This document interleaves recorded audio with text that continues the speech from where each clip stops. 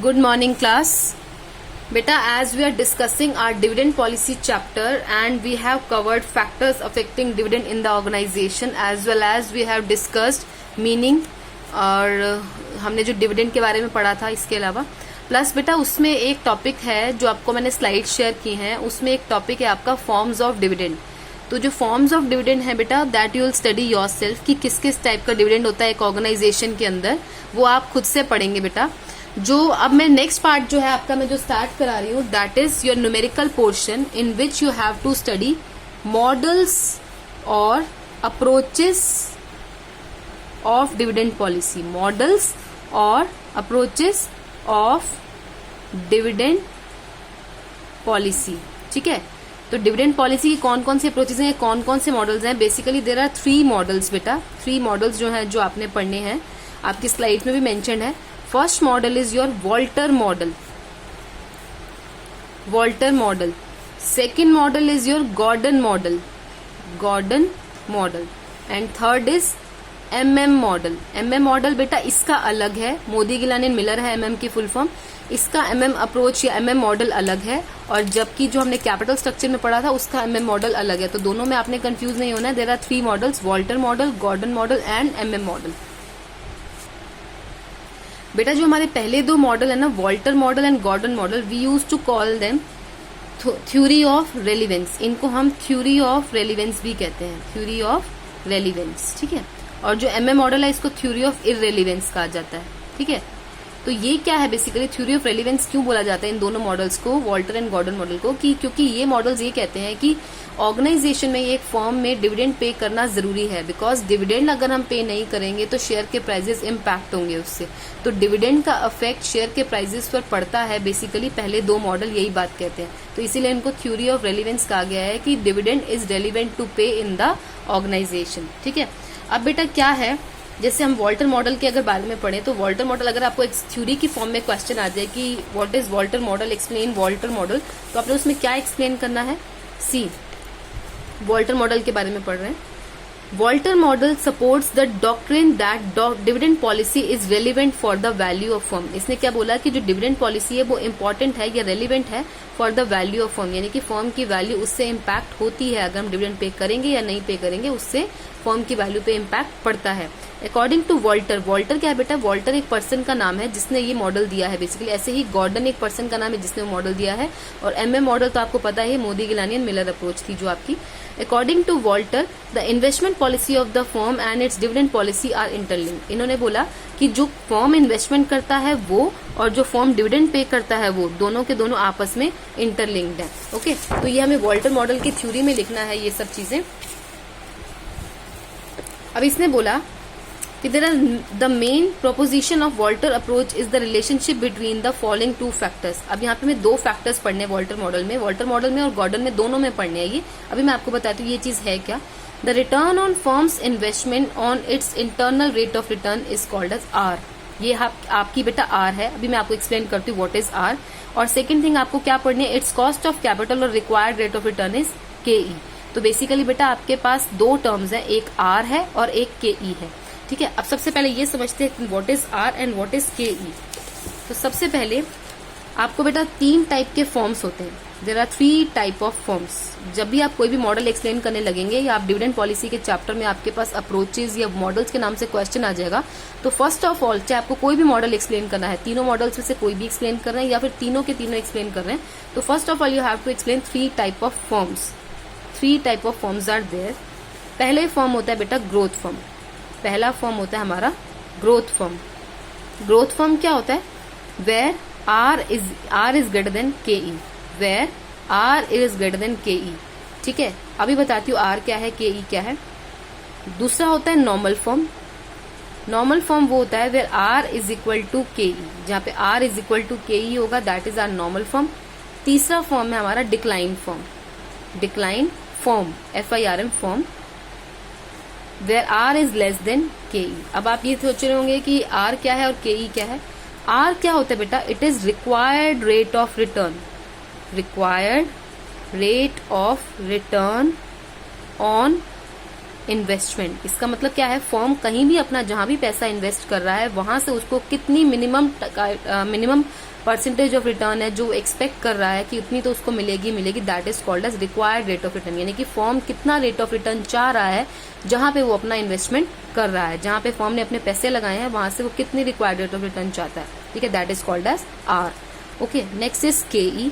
केई होता है आपका, केई की अगर आप बोलो तो that is called as cost of capital या कॉस्ट ऑफ इक्विटी। ये आप ऑलरेडी पढ़ चुके हैं कैपिटल स्ट्रक्चर के चैप्टर में। This is cost of equity या कॉस्ट ऑफ कैपिटल आप बोल सकते हैं। इसका मतलब क्या है, जो इक्विटी शेयर होल्डर्स हैं कितना आपसे एक्सपेक्ट कर रहे हैं, कितना आपके फर्म से एक्सपेक्ट कर रहे हैं कि कम से कम उतनी रिटर्न तो आप उनको दोगे ही दोगे, ठीक है। तो आर क्या था, आर वो रिटर्न थी जो आप चाह रहे हो, जहां आपने पैसा लगाया, जिस इन्वेस्टमेंट अपॉर्चुनिटी में आपने पैसा लगाया वहां से जो रिटर्न आपको मिल रही है that is called as R. K E क्या है आपका, केई है आपका कॉस्ट ऑफ इक्विटी, यानी कि जो आपके इक्विटी शेयर होल्डर्स हैं how much they are expecting from your firm to pay, कि आपके फर्म के लिए तो ये कॉस्ट है। बेसिकली जो इक्विटी केई है आपकी, ये आपके लिए फर्म के लिए कॉस्ट है। फर्म के लिए कॉस्ट क्या है आपकी, केई। ये क्या है फर्म के लिए, रिटर्न, ठीक है। तो इसका मतलब क्या है, रिटर्न, आर रिटर्न है, केई हमारी कॉस्ट है। अब हम आते हैं दोबारा से इस पर। ग्रोथ फॉर्म क्या होता है, जहां पे आर ग्रेटर देन केई है, मतलब जहां मेरी रिटर्न है जो मैं अर्न कर रही हूँ मेरे कॉस्ट से ज्यादा है, then it is called as growth firm. Normal firm क्या होता है, जिसके अंदर आर इज इक्वल टू केई है, जहां पे हमारी रिक्वायर्ड रेट ऑफ रिटर्न या जो मेरी रिटर्न आ रही है इन्वेस्टमेंट इन प्रोजेक्ट से मेरे कॉस्ट के बराबर है, that is called as normal firm. Decline firm क्या होता है, जहां पे आर लेस देन होता है केई। आर लेस देन केई का मतलब क्या है, जहां मेरी कॉस्ट ऑफ इक्विटी हमेशा कम होगी, हमेशा ज्यादा होगी मेरे रिक्वायर्ड रेट ऑफ रिटर्न से, मतलब मेरी कॉस्ट ज्यादा है लेकिन मेरी रिटर्न कम है, तो that is called as decline firm. तो बेटा जब भी आपको इन तीनों मॉडल्स में से कोई भी मॉडल एक्सप्लेन करना पड़ जाए, और इधर you have to explain all the 3 model, then first of all you have to explain these type of firms, और वहां पे आपको पहले आर बताना है, आर क्या होता है, and then you have to tell K E क्या होता है। ओके, उसके बाद जो बेटा आपका वॉल्टर मॉडल, जैसे हम वॉल्टर मॉडल के अंदर सबसे पहले क्या बोलना है, वॉल्टर मॉडल के अंदर सबसे पहले ये बताना है कि ये थ्योरी ऑफ रेलिवेंस होती है, जिसमें ये कहा गया है कि डिविडेंड पे करना फर्म के लिए इंपॉर्टेंट है, मतलब डिविडेंड डिसीजन या dividend policy is an important part for the organisation, क्योंकि अगर डिविडेंड पे नहीं करेंगे तो उससे फर्म के शेयर प्राइसेस पे इफेक्ट पड़ता है। तो ये चीज इन्होंने कैसे एक्सप्लेन की, with the help of these 3 firms. तो पहले आप इन 3 फर्म्स को एक्सप्लेन कर देना, आर को एक्सप्लेन कर देना, केई को एक्सप्लेन कर देना, और उसके बाद आपने क्या करना है, जब भी कोई मॉडल होता है उसकी हमेशा एजम्पशंस होती हैं, तो उन एजम्पशंस को एक्सप्लेन करना है। तो assumptions of Walter model are first of all constant return and cost of capital. अब फर्स्ट एजम्पशन क्या है आपकी, कि जो आपकी रिटर्न है, कांस्टेंट रिटर्न मतलब आर, रिटर्न का मतलब है आपका आर, कॉस्ट ऑफ कैपिटल क्या है आपकी केई, तो आर भी कांस्टेंट रहेगा और केई भी कांस्टेंट रहेगा, ये आपको एज्यूम करके चलना है। तो this is one of our assumption that R is constant, K E is constant. Second is internal financing. Internal financing means all the financing is done through the retained earnings. मतलब क्या है, फर्म के पास जो भी पैसा है प्रॉफिट्स में से बचा हुआ, वो सारा का सारा फर्म अपना ही यूज कर रहा है, फर्म कोई एक्सटर्नल फाइनेंसिंग नहीं करेगा। एक्सटर्नल फाइनेंसिंग मतलब फर्म कहीं से पैसा बाहर से रेज नहीं करेगा, all the money will be raise from retained earnings और retained money from the business itself. Next is 100% payout और retention.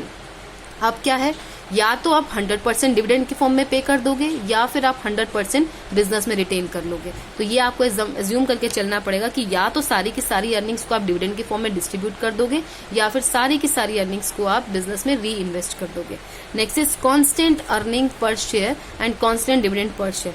Constant earning per share means earning per share होती है कंपनी की, ईपीएस जिसको बोलते हैं, हर क्वेश्चन में आपको गिवन होगी that EPS will always remain constant, वो चेंज नहीं होगी। प्लस डिविडेंड पर शेयर हमें निकालना पड़ता है, that I will tell you that how do we calculate dividend per share, मैं आपको न्यूमेरिकल क्वेश्चन में ही बताऊंगी। तो डिविडेंड पर शेयर भी आपका कांस्टेंट रहेगा।